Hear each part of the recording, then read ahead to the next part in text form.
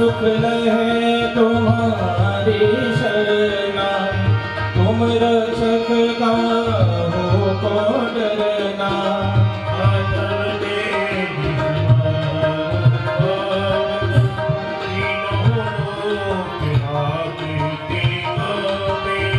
भूत पिशाच निकट नहीं आवे, महावीर जब नाम सुनावे।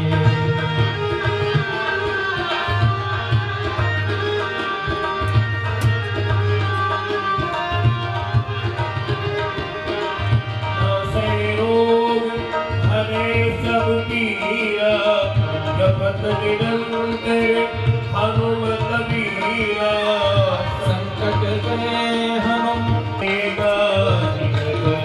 तुम साया। कोई अमित जीवन बन पावे।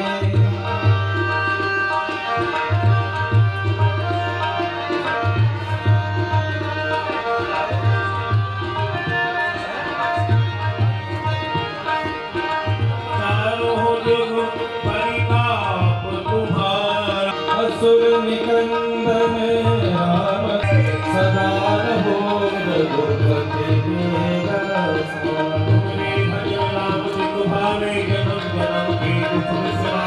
अंत काल रघुवर पुर जाई, जहाँ जहाँ हरि भक्त कहाई। हनुमत से सर्व सुख गुरुदेव की नारी, जो सत बार पाठ करे कोई, छोटे बंदे मां सुख होई।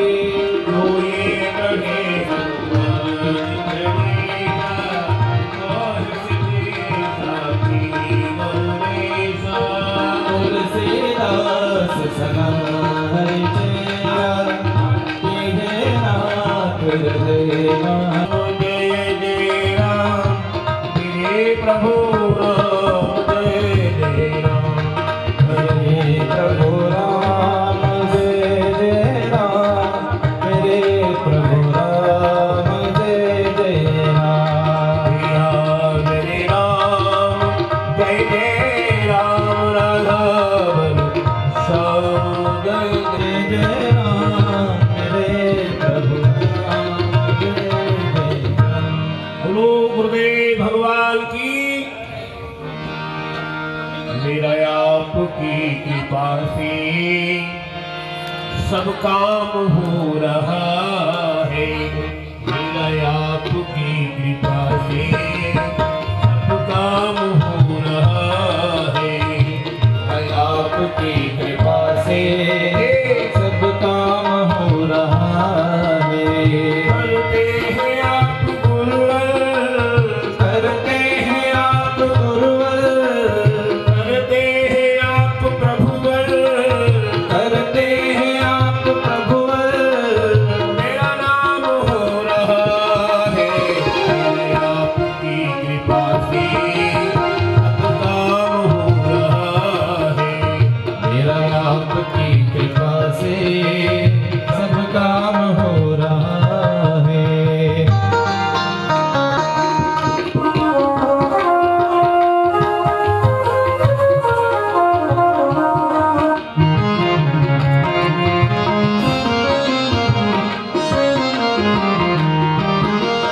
पतवार के बिना ही मेरी नाव चल रही है, पतवार के बिना ही हो मेरी नाव चल रही है। कुछ भी मेरा नाम हो रहा है, करता नहीं मैं कुछ भी, मेरा नाम हो रहा है। करते हो तुम कन्हैया, करते हो तुम कन्हैया, करते हो तुम कन्हैया, करते हो तुम कन्हैया। मेरा नाम हो रहा है, मेरा आपकी कृपा से सब काम हो रहा है। मेरा आपकी दया से सब काम हो रहा है।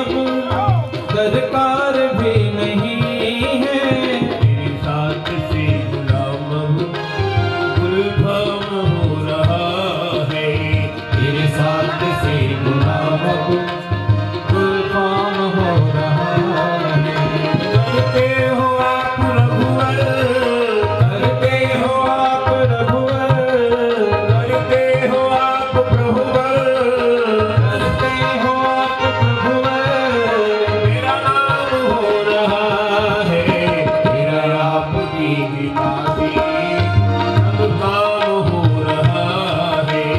मेरा आपकी कृपा से सब काम हो रहा है।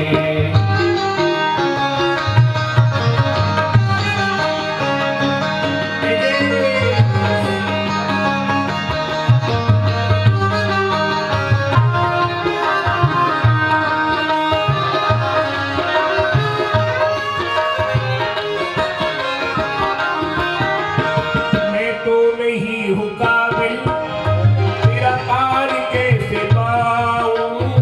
मैं तो नहीं हूँ काबिल, मेरा पार कैसे पाऊं। टूटी हुई वाणी से गुणगान कैसे गाऊं।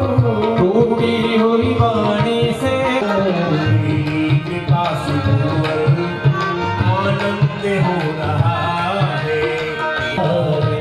करते हैं आप गुरुवर, करते हैं आप गुरुवर, करते हैं आप प्रभुवर। करते हैं आप प्रभुवर, काम हो रहा है। आपकी कृपा से सब काम सब काम हो रहा है। मेरा आपकी कृपा से सब काम हो रहा है। ओ करते हो तुम कन्हैया, करते हो तुम कन्हैया, लाल समाधि रहे ब्रह्मादि, जोगी भय पर्यंत न पावे। ते भोरे शेष सदा नित नाम जपावे।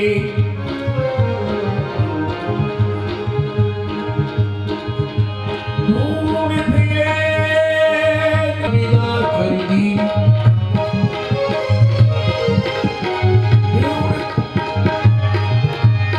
झूमे खड़ी खड़ी नंद की बाल, नबीन कहा तुम बाल प्रभु। हो रहा है। आपकी कृपा से सब काम हो मेरा आपकी कृपा से सब काम हो रहा है। मेरा काम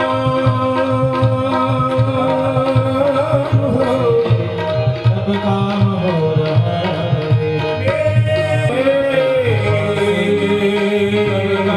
हो रहा है। मेरा आपकी कृपा से सब काम हो रहा है। पुराण पढ़े बच्चों कोई शीश रखा है कटा है, न बच्चों कोई जंगल बास किए, न बच्चों कोई ऊंची चिनाए हटा है। न बच्चों कोई बात कोई कीर्ति आवे काली घटा।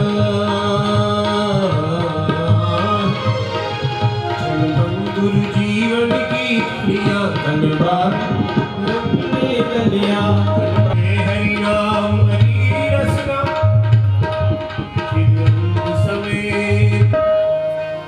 मेरा आपकी कृपा से गुरुवर मेरा नाम हो रहा है। मेरा आपकी कृपा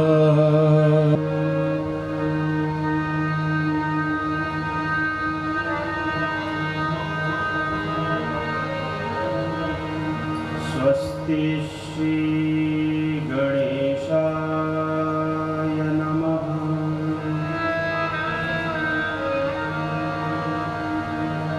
श्री सरस्वत्यै नमः।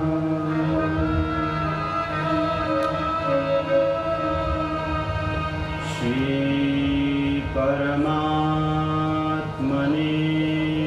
नमः।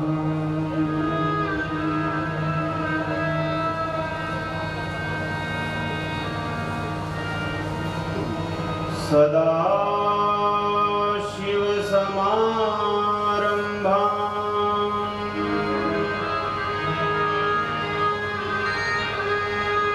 शङ्कराचार्यमध्यमाम् अस्मदाचार्यपर्यन्ताम् वन्दे गुरुपरम्पराम्।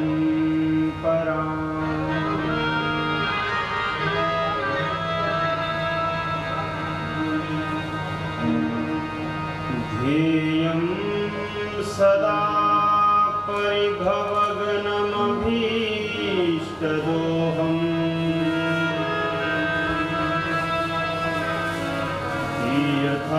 तीर्थास्पदं शिवविरञ्चिनुतं शरण्यम्।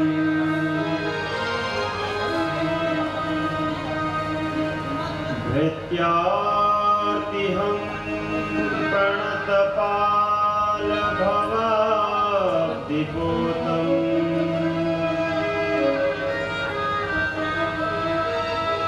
वन्दे महापुरुषते चरणारविन्दम्।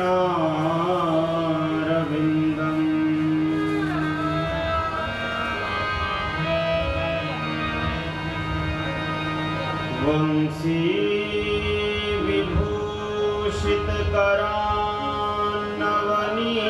विभूषितकरान्नवनीरदाभा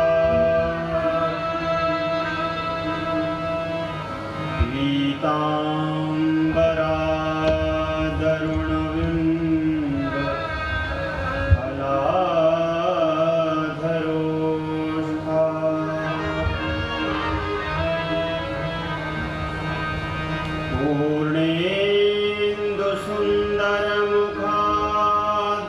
पूर्णेन्दुसुन्दरमुखादरविन्द नेत्रा कृष्णात् परं किमपि तत्त्वमहं न जाने।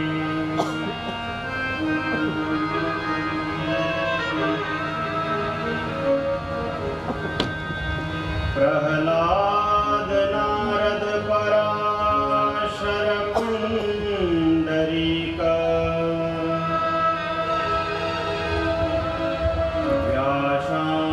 व्यासाम्बरीश शुक शौनक भीष्मदाल्भ्याम्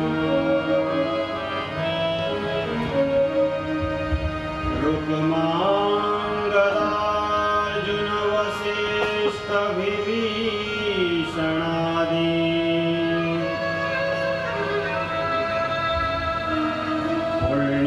पुण्यानिमान् परमभागवतान् नमामि।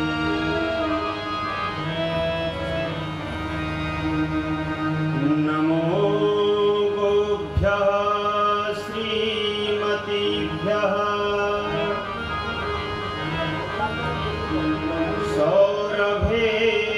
सौरभेयीभ्य एव च नमो ब्रह्मसुताभ्यश्च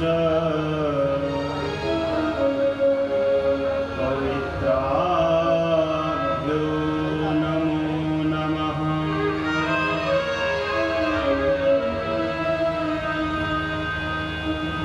भक्तिभक्त भगवन्त गुरु चतुर्नाम वपुएक इनके पग वंदन किए नाशत विघ्न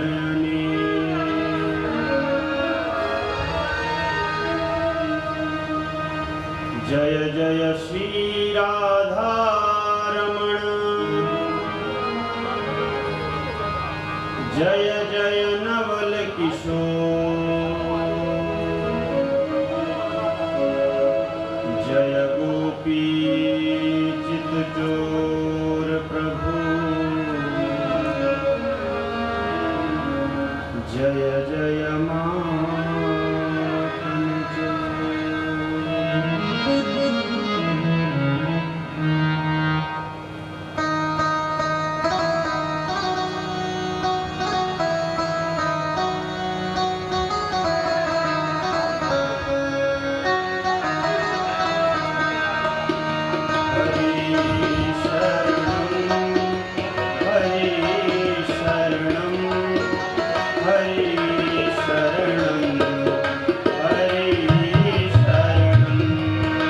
हरि शरणं हरि शरणं हरि शरणं हरि शरणं हरि शरणं हरि शरणं हरि शरणं हरि शरणं हरि शरणं हरि शरणं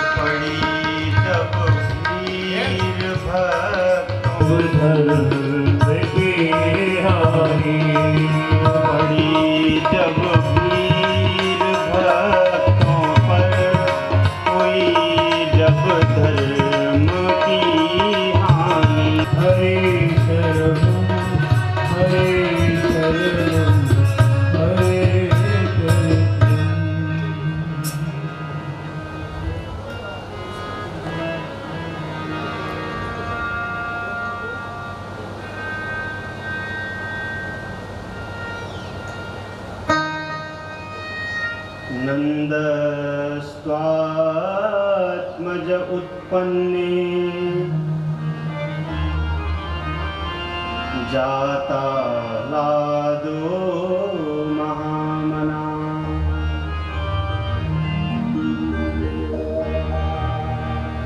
परम मंगलमय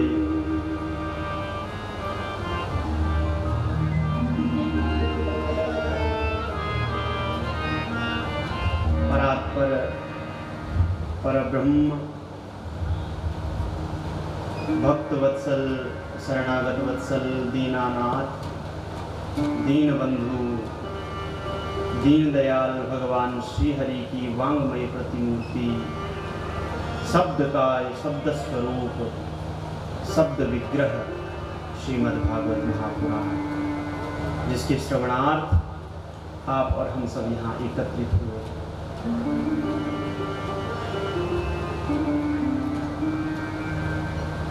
मध्य प्रदेश की यह पावन धर्मधरा, सोनभद्र सोन नदी का यह पावन तट, ये रेवाखंड और कथा की यह दिव्य सत्संग स्थली,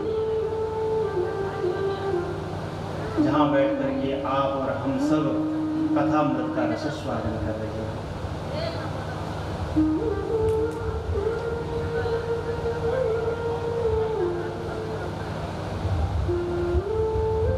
प्रभु के बहुत स्नेह भाजन आदरणीय यजमान परिवार, कथा के आयोजक, जिनकी भगवान श्री मुकुंद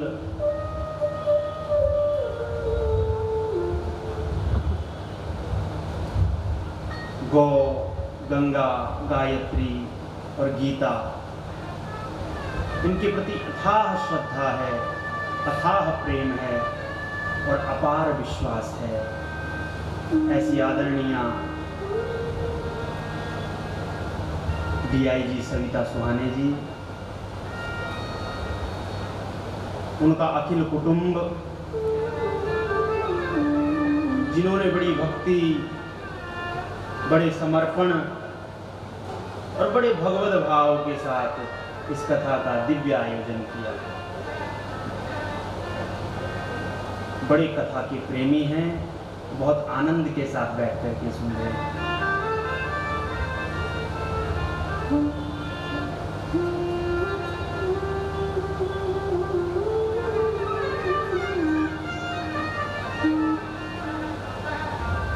ऐसा आदरणीय आयोजक परिवार, उपस्थित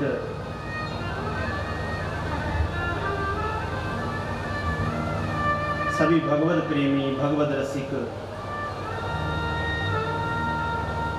भगवत कथामृत के अधिकारी, आप सभी विज्ञ श्रोताओं के मन मानस में विराजमान परमपिता परमात्मा को सादर नमन, वंदन।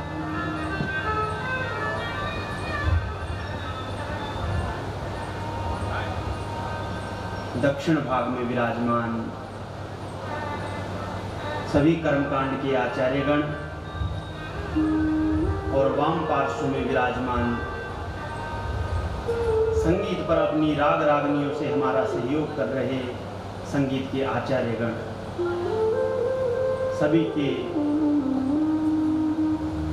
सभी को भगवत भाव से सादर नमन वंदन करते हुए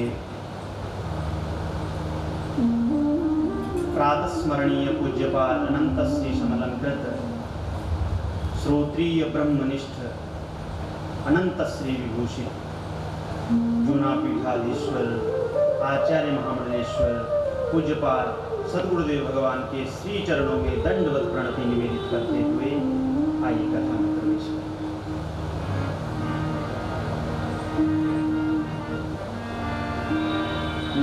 नंदस्त्वात्मज उत्पन्ने जाता लादो महामना। नंदस्त्वात्मज उत्पन्ने जाता आहूय विप्रान् वेदज्ञान् स्नातः शुचिरलङ्कृत आहूय विप्रान् वेदज्ञान् स्नातः शुचिरलङ्कृत वाचयित्वा स्वस्त्ययनं जातकर्मात्मजस्य वै वाचयित्वा स्वस्त्ययनं जातकर्मात्मजस्य वै कारयामास विधिवत् पितृदेवार्चनं तथा कारयामास विधिवत् पितृदेवार्चनं तथा धेनूनां नियुते प्रादात् विप्रेभ्यः समलङ्कृते धेनूनां नियुते प्रादात् विप्रेभ्यः समलङ्कृते नन्दस्वात्मज उत्पन्ने जातालादो महामना नन्दस्वात्मज उत्पन्ने जातालादो महामना।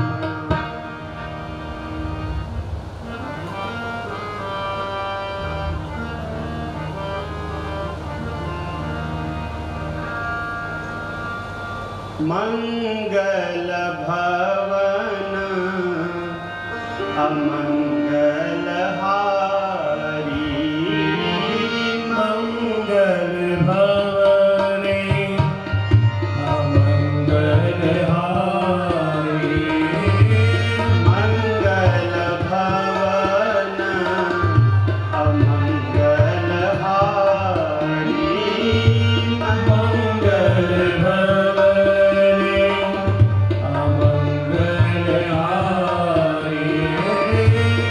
प्रभु सुदशरथ अजिर बिहारी प्रभु सुदशरथ अजिर बिहारी जो आनंद सिंधु सुख राशि जो सिंधु सुख राशि जो आनंद सिंधु सुख राशि जो आनंद सिंधु सुख राशि जो आनंद सिंधु सुख राशि जो आनंद सिंधु सुख राशि करते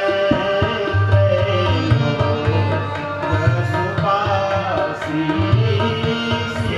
करते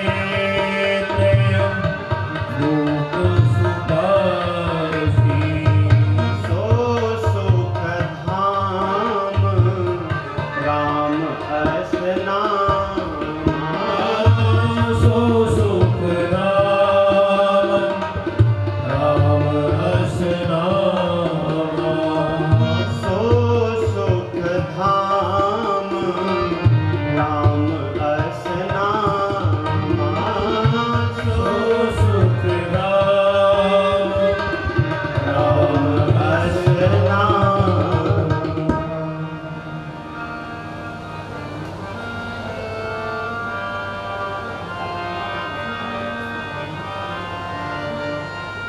कल आप सबने कथा में श्रवण किया कि श्री कृष्णचंद्र का प्राकट्य हुआ, भगवान ने जन्म लिया।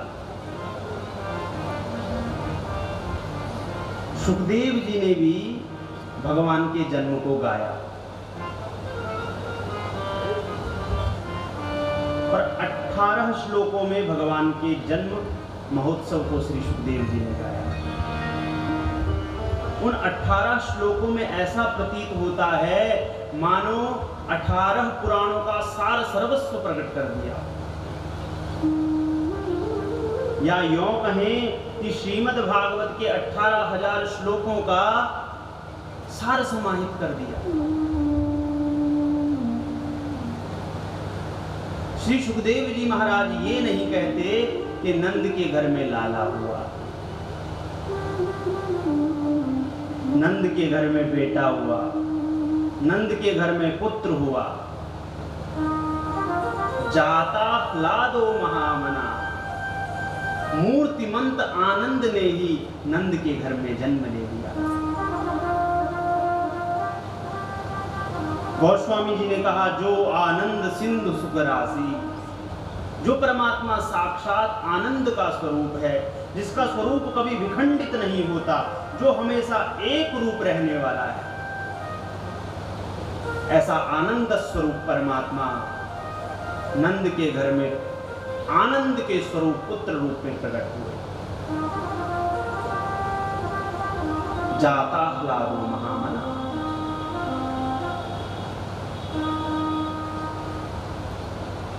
नंद जी को जब अपनी बहन सुनंदा से पता लगा तो परम प्रसन्न हो गए। 80 वर्ष के बुढ़ापे में महाराज संतान का मुख देखने के लिए तरस रहे थे और पुत्र प्रकट हो गया। अब तो खुशी का ठिकाना ना रहा। आहूय विप्रान वेद ज्ञान, ब्राह्मण बुलाए, और कैसे ब्राह्मण बुलाए? जो वेद को जानते थे, जो कर्मकांड को जानते थे, जिन्होंने विधिवत अध्ययन किया था। तो शास्त्र हमें आदेशित करता है कि हम अपने गृह में कोई भी शुभ कार्य करवाएं, कुछ भी पूजा पाठ अनुष्ठान करवाएं, तो भैया पहले ब्राह्मण को देख लीजिए, ब्राह्मण जी हैं कैसे। क्या ब्राह्मण के भीतर जिस कर्म के लिए आप उन्हें बुला रहे हैं योग्यता है या नहीं? आहूय विप्रान, ब्राह्मणों को बुलाया, लेकिन कैसे ब्राह्मणों को? कहा वेद ज्ञान, जो वेद को जानते हैं, जो कर्मकांड को जानते हैं, जो विधि निषेध को जानते हैं। ब्राह्मणों ने कहा, बाबा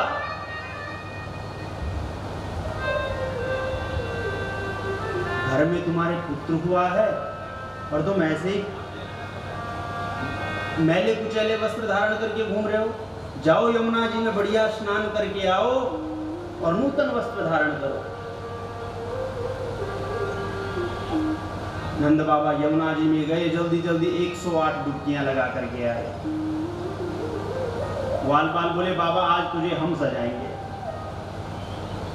और नंद बाबा को ग्वाल वालों ने पकड़ लिया, बढ़िया धोती बांधी, बगलबंदी कसी, मस्तक पर पगड़ी पहनाई और गले में सुंदर महाराज आभूषण धारण कराए और नंद बाबा को सजा दिया। नंद बाबा बोले, भैया अब ये बताओ मैं लग कैसा रहा हूं? ग्वाल बाल बोले, बाबा ऐसे लग रहे हो जैसे 16 वर्ष का बालक। 80 साल के बूढ़े बिल्कुल प्रतीत नहीं होते। नंद बाबा उदार मना हो गए। उदार यानी उत्कृष्टम राति ददाति इति उदारः, जो अपनी सामर्थ्य से ज्यादा देने की सामर्थ्य रखे उसे कहते हैं उदार। नंद बाबा आज जिसको जो चाहिए वो लुटाने लगे। ब्राह्मणों को बुलाया, ब्राह्मणों ने स्वस्ति वाचन किया।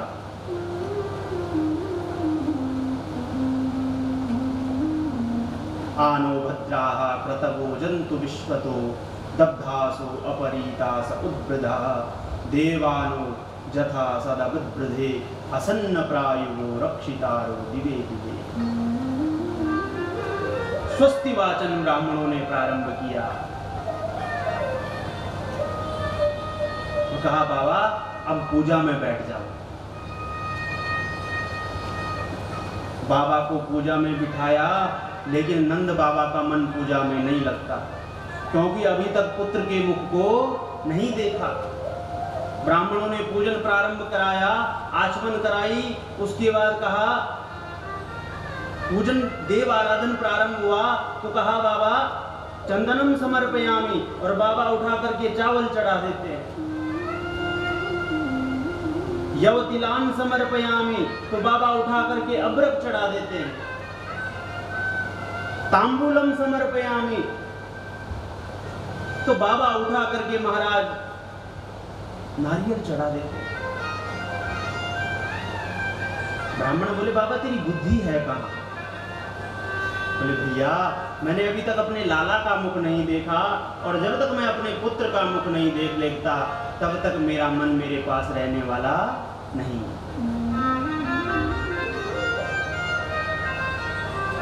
तो ब्राह्मण बोले बाबा इतनी चिंता क्यों करते हो, हमारे पास सब विकल्प है। एक काम करो, आप संकल्प लो और आपके प्रतिनिधि के रूप में हम बैठ जाते हैं और सारी पूजा हम ही निपटा देंगे, तुम जाकर के अपने पुत्र का दर्शन करो।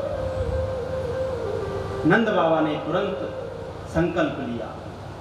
धेनु नाम नियुते प्रादात विप्रेभ्यः समलंकृतैः। तुरंत नंद बाबा ने 2 लाख गायें दान करने का संकल्प ले लिया। और कैसी गायें?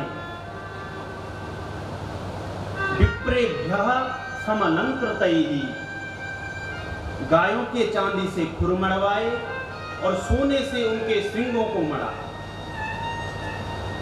बढ़िया वस्त्र अलंकार धारण करके, और ब्राह्मणों को 2 लाख गायें दान कर।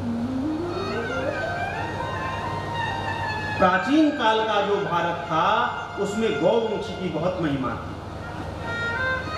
हमारे गांव देहात में जब पहले किसी की समृद्धि को देखना हो कि भैया कोई कितना बड़ा धनवान है, तो ये देखा जाता था इसके पास गाय कितनी है।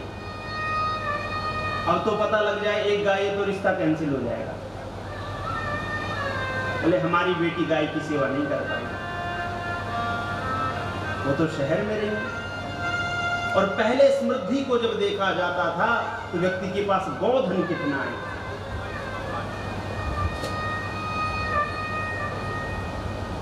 गौरव व्यक्ति को तभी प्राप्त होगा, गौरवशाली व्यक्ति तभी बनेगा जब गाय की सेवा करेगा। गौरव का अर्थ क्या है? गौ यानी गाय और रव यानी ध्वनि।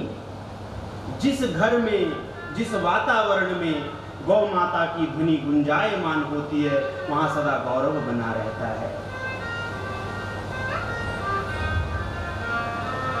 शब्द भी चलते थे तो गाय से। बोले विवाह का समय कौन सा? गोधूली बेला। साधु एक दरवाजे पर कितनी देर तक, कितनी देर से ज्यादा नहीं रुकते? बोले गौ दोहन काल से अधिक नहीं रुकते। जितनी काल में एक गौ को दुहा जाता है उससे ज्यादा नहीं रुकते। इसलिए गाय की बड़ी महिमा तुम्हारा। और जिस पृथ्वी पर आप और हम सब नित्य रहते हैं, उस पृथ्वी को धारण करने वाले 7 खंभे हैं जिस पर यह पृथ्वी टिकी है। गोभिः विप्रैश्च वेदैश्च सतीभिः सत्यवादिभिः अलुब्धैर्दानशीलश्च सप्तभिः धार्यते मयि। इस पृथ्वी को 7 धारक तत्वों ने धारण कर रखा है। उनमें सबसे पहले यदि किसी का नाम आता है तो कहा गोभिः, गायों के द्वारा यह पृथ्वी सुरक्षित है। इसलिए हमें गाय की सेवा में नित्य संलग्न रहना चाहिए। नंद बाबा ने 2 लाख गाय दान करने का संकल्प लिया और जाकर के अपने पुत्र के मुख को देखा। जैसे ही प्रभु का दर्शन किया, आनंद मग्न हो गए, नाचने लगे, झूमने लगे, उत्सव मनाया जाने लगा। सब नाच गाने में मस्त हो गए। और उसी समय नंद बाबा को ध्यान में आया कि भैया हम तो टैक्स भरना ही भूल गए। टैक्स किस बात का, कर किस बात का? तो नंद बाबा के पास 9 लाख गायें हैं और कर के रूप में, टैक्स के रूप में मथुरा के राजा कंस को माखन दूध दही देना पड़ता है। जैसा धन वैसा टैक्स।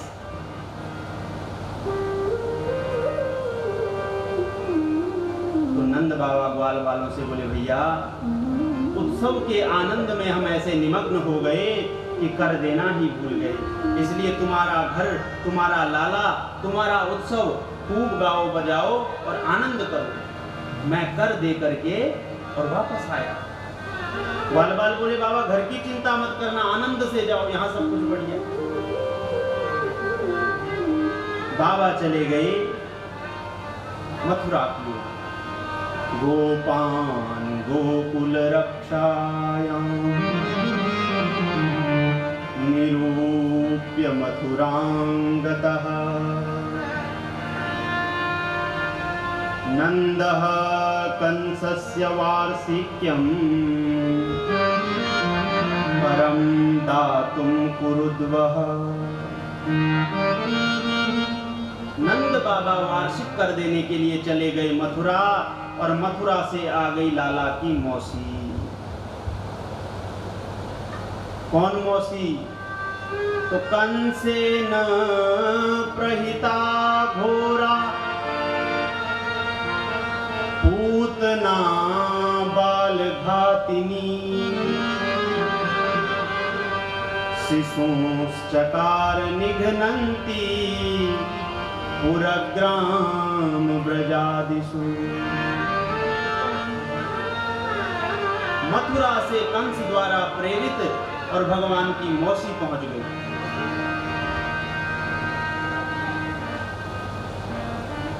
पूतना सभी गांव नगरों में खोजती हुई जा रही है कि यदि किसी के घर में पुत्र हुआ है तो मैं उसको मारकर ही आगे बढ़ूंगी। पूतना का अर्थ पूतना, गांव शहरों में बालकों की हत्या करती हुई पूतना गोकुल में पहुंची और एक गोपियों की टोली को जाते हुए देखा। सभी गोपियां गाती बजाती हुई जा रही हैं। चलो देखे आए नंद घर लाला हुआ, चलो देखे आए नंद घर लाला हुआ, चलो देख आए नंद घर लाला हुआ, चलो देख आए नंद घर लाला हुआ। ब्रजराज के कुल का उजाला हुआ, ब्रजराज के कुल का उजाला हुआ। चलो देख आए नंद घर लाला हुआ, चलो देख आए नंद घर लाला हुआ।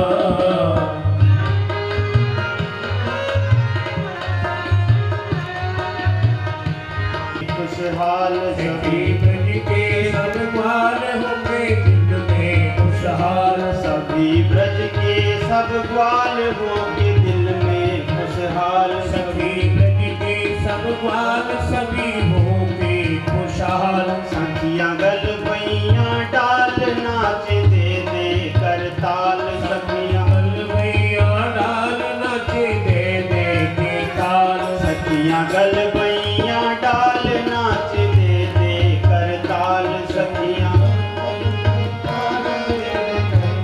करताल। आज नंद का नसीबा उजाला हुआ, आज नंद का नसीबा उजाला हुआ। चलो देख आए नंद घर लाला हुआ, चलो देख आए नंद घर लाला हुआ।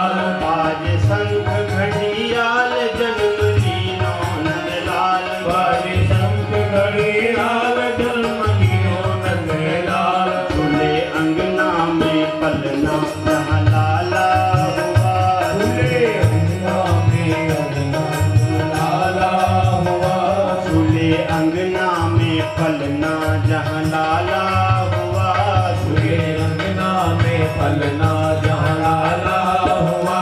चलो देख आए नंद घर लाला हुआ, चलो देख आए नंद घर लाला हुआ।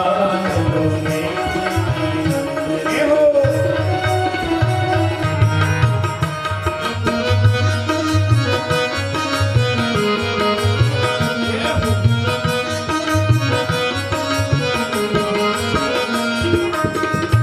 भादों का शोर देखो गोकुल की ओर सावन भादों का शोर। देखो गोकुल की और सावन भादों का शोर देखो गोकुल की ओर सावन भादों का शोर। बोले पक्षी वन मोर मानो बदरी की घोर, बोले पक्षी मन घोर मनो बदली की घोर। बोले पक्षी वन मोर मानो बदरी की घोर, आनंद की बरसाने वाला हुआ, ये आनंद की बरसाने वाला हुआ। मुझे आनंद की बरसाने वाला हुआ, ये आनंद की बरसाने वाला हुआ। राज के दिल का उजाला हुआ, चिराग के दिया उजाला हुआ। चलो देख आए नंद घर लाला हुआ।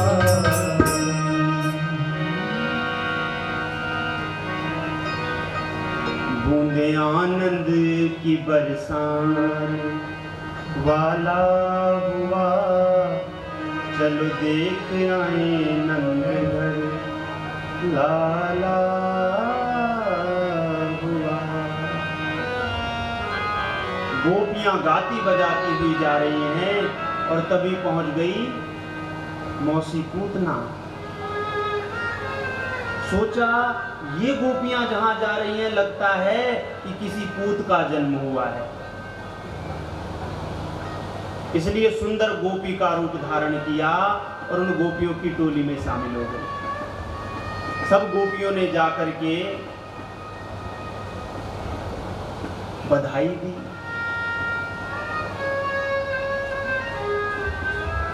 तो जब सबने बधाई दी तो बीच में पूतना भी पहुंच गई।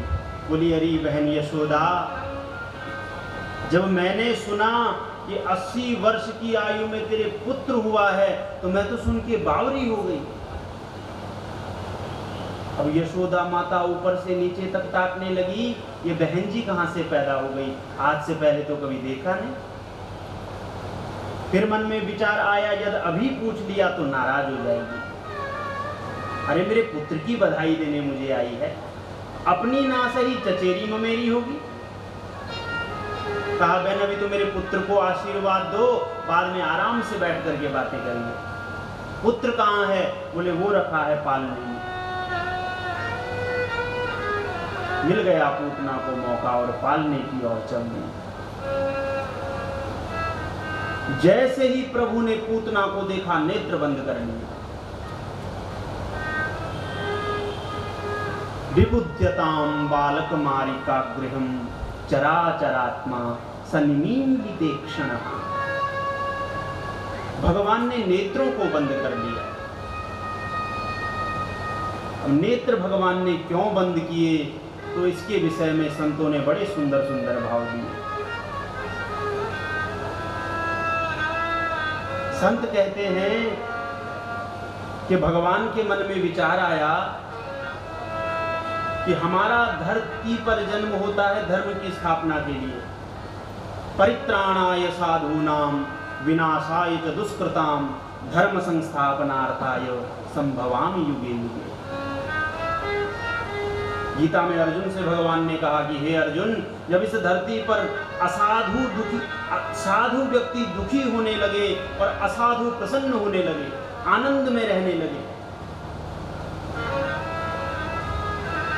तो उन साधुओं को अभय प्रदान करने के लिए और असाधुओं को दंड देने के लिए मैं अवतरित होता हूं। धर्म संस्थापनार्थाय संभवामि युगे युगे। धर्म की स्थापना के लिए और अधर्म को समाप्त करने के लिए मैं युग युग में जन्म लेता हूं। तो भगवान ने सोचा कि हम धरती पर दुष्टों का अंत करने आए हैं और लगता है कि हमारा अभियान शुरू होगा पूतना मौसी से। इसलिए किसी नए काम को प्रारंभ कर रहे हैं तो किसी भी नए कार्य को करना हो तो गणेश भगवान का स्तवन किया जाता है। तो संत भगवान कहते हैं कि प्रभु ने इसलिए नेत्र बंद कर लिए कि नेत्र बंद करके गणेश जी का स्तवन कर रहे हैं, भैया मैं अब अपना अभियान प्रारंभ करने जा रहा हूं।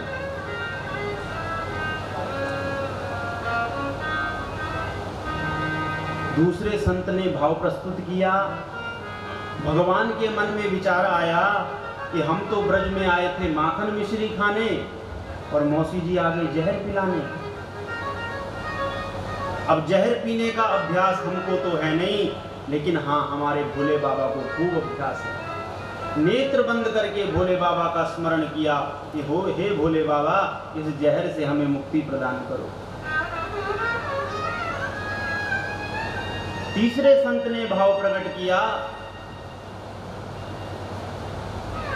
भगवान की ओर जब पूतना आई तो भगवान सोचने लगे कि मैं इसको किस लोक में भेजूं।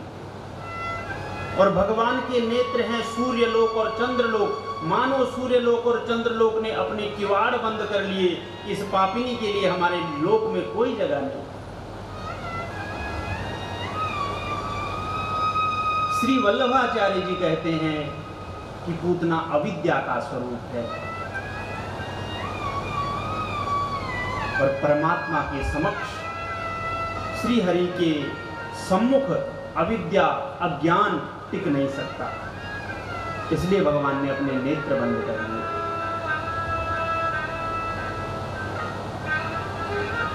किसी अन्य संत ने भाव प्रस्तुत किया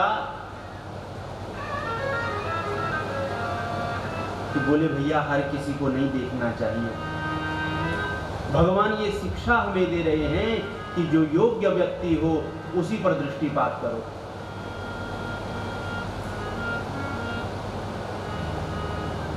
दो इंद्रियां जो हमको सबसे अधिक दुखी करती हैं और सबसे शीघ्र हमारे मन को प्रभावित करती हैं, एक कान और दूसरी आंख। इसलिए वेद भगवान ने हमें आदेशित किया, भद्रम कर्णेभिः शृणुयाम देवा भद्रम पश्येमाक्षभिर्यजत्राः। हे प्रभु, हम नेत्रों के द्वारा वही देखें जो कल्याणकारक हो, हम कानों के द्वारा वही सुने जो मंगलकारी हो।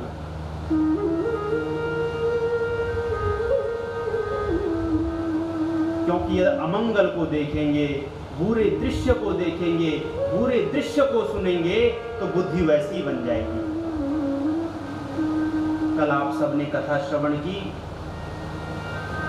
छठे स्कंद में कितना श्रेष्ठ आचारवान ब्राह्मण अजामिल, जो नित्य अपनी चर्या में संलग्न रहता था,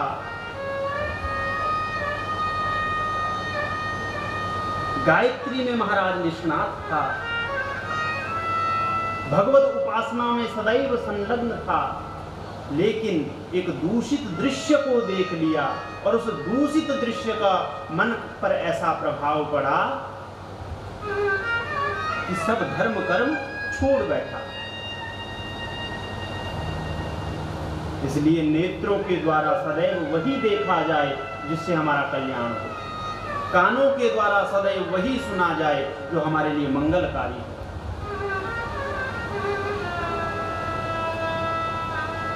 भगवान ने हमें शिक्षा दी कि हर किसी की ओर नहीं देखना चाहिए। किसी संत ने भाव प्रकट किया, बोले भगवान ने नेत्र इसलिए बंद कर लिए कि भगवान ने विचार किया, एक देवी जी ऐसे ही सज धज के रामावतार में आई थी। पंचवटी में प्रभु राम विराजमान है और वहां पहुंच गई शूर्पणखा देवी। रुचिर रूप धरी प्रभु वहीं आई, बोली वचन बहुत मुस्काई, महाराज मुस्कुरा मुस्कुरा के बातें करने लगी परमात्मा से। शूर्पणखा जी आई और परमात्मा से मुस्कुरा मुस्कुरा के बातें करने लगी। कहा भगवान मैं इस संसार में बहुत घूम लिया, बहुत भटक गई, लेकिन कहीं भी मुझे अपने योग्य पति नहीं मिला, इसलिए अब तक कुंवारी घूम रही हूँ।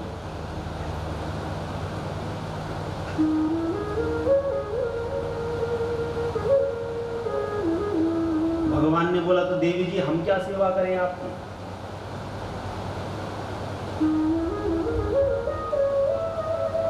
बोले मन माना कछु तुम ही निहारी, लेकिन तुमको देख करके थोड़ा मन को संतोष मिला। ज्यादा खास तुम भी नहीं हो, लेकिन हाँ काम चल जाएगा। भगवान ने विचार किया ये विश्व सुंदरी कहां से आ गई जिसने हमें ही खोट निकाल डाली। गोस्वामी जी ने लिखा मन माना कछु तुम ही निहारी, तुम भी बहुत ज्यादा सुंदर नहीं हो, लेकिन हाँ बाकियों से ठीक हो। भगवान ने कहा देवी जी हमारा तो विवाह हो चुका, तुम हमारे भ्राता श्री के पास जाओ। प्रकथा आप सब लोग जानते हैं। भगवान बातें कर रहे हैं शूर्पणखा से, और गोस्वामी जी लिखते हैं सीत ही चितई कही प्रभु बाता।